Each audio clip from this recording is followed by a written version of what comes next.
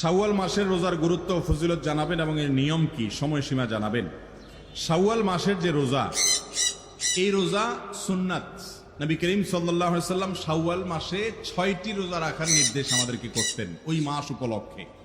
তিনি বলেছেন, মান সামা রমাদান, যে ব্যক্তি রমজান মাসে রোজা রাখবে সবগুলো, সুম্মা আতবাহু সিত্তাম মিন শাওয়াল, এরপর রমজান মাসের রোজাগুলো রাখার পর শাওয়াল মাসে যে ব্যক্তি 6টা রোজা রাখবে, কানা কাসিয়ামিদ দাহার, আল্লাহ তাআলা তাকে সওয়াব দিবেন সারা বছর রোজা রাখার সওয়াব।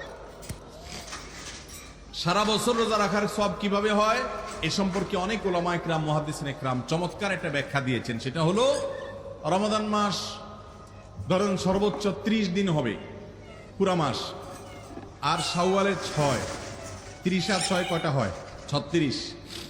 এই 36কে যদি আপনি 10 দিয়ে গুণ দেন কত হবে? 360। চান্দ্রবর্ষ সৌরবর্ষের চাইতে কয়েকদিন কম হয়।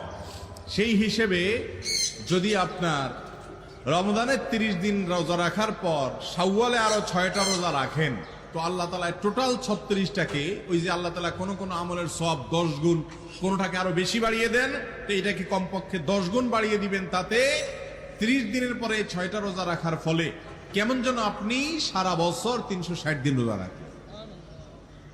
এই জন্য এই সুযোগ হাতছাড়া করা উচিত